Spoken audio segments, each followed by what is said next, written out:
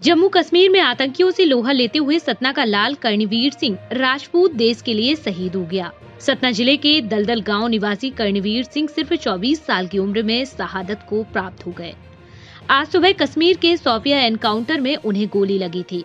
Karanveer Singh Rajput regiment 44 RR के वीर जवान थे और दीपावली की छुट्टी में सतना अपने घर आने वाले थे, लेकिन अब उनका पार्थिव शरीर ही घर आएगा। कल शाम तक पार्थिव शरीर सतना पहुंचेगा और शुक्रवार को अंतिम विदाई के लिए अंतिम संस्कार होगा।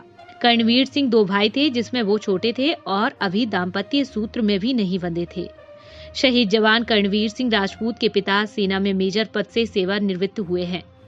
पिछले वर्ष कश्मीर के पुलवामा हमले में सतना जिले के पड़िया गांव का लाल धीरेन्द्र त्रिपाठी आतंकियों से लोहा लेते हुए शहीद हो गया था।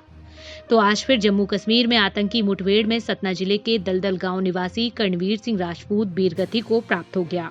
जानकारी के मुताबिक इस मुठभेड़ में 2 आतंकी वीर ढेर हुए, जबकि 3 जवान घायल हुए थे, जिसमें कर्णवीर सिंह वीरगति को प्राप्त हो गए।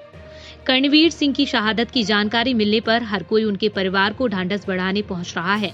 घर में लोगों की भीड़ है। जहां शहीद जवान की मां का रो रो कर बुरा हाल है, तो भले सेना से रिटायर हुए पिता का कलेजा भी फट रहा है, लेकिन उनको अपने बेटे पर फक्र है। शहीद के पिता की माने तो हर किसी को एक दिन मरना है। मुझे फक्र है कि मेरा बेटा देश के लिए शहीद हो गया है। हमको गर्व है अपने बेटे में। बाकी तो जीना मरना दुनिया का काम है। हमने भी सेना में किया। सेना में अच्छी है, मतलब इज्जत है, सम्मान है और हम चौड़ा सीना करके चल सकते हैं। इसीलिए मैंने अपने बेटे को सेना में किया था। अब वो इतने दिन के लिए था, लेकिन देश के लिए कुर्बान हो गया। हमको सबसे बड़ी खुशी है। जब सेना में जब यहाँ छुट्टी बिता के जाते थे, मान लीजिए कभी छुट्टी में आते थे, क्या बोल के जाते थे, क्या यादें हैं उनकी? अब उनकी यादें हैं कि बात तो डेली करता था। कल ही बात किया था, बोला कि पापा जी आप मैं 10-12 दिन में छुट्टी लेके आ रहा हूँ, फिर आपको जो है तो दिल्ली हॉस्पिटल में दिखाऊंगा, तबीयत ठीक नहीं आपकी। और बस आज सुबह पता चला कि वो क्या जानकारी मिली वहाँ से, क्या जानकारी आई थी आपके पास? वहाँ से हुआ कि रोड ब्लॉक लगा हुआ था, उसमें गाड़ी से मिलिटेंट आए 4, इन्होंने गाड़ी रोकी तो उन्होंने फायर छोड़ दिया। उसमें फायर में तो उनमें हेड इंजरी से ऑन द स्पॉट। कब तक पार्थिव शरीर आने की संभावना है? कुछ बात कुछ नहीं बताया है अभी तक। तो जो जानकारी हो, बेस हॉस्पिटल श्रीनगर में पीएम के लिए रखा हुआ है। और उसके बाद बोले कि आप संपर्क में रहिए, तो बताया जाएगा जैसे जैसे आप देना चाहते हैं कि मेरा नाती कर्णवीर सिंह कर्णवीर था और उसको आतंकवादियों को मार के मरा। मुझे बहुत खुशी, देश को खुशी होना चाहिए।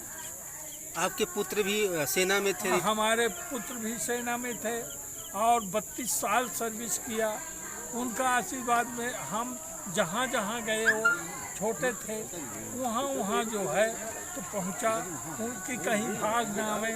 और उन्होंने 32 साल मेजर से रिटायरमेंट लेके अब आ गए।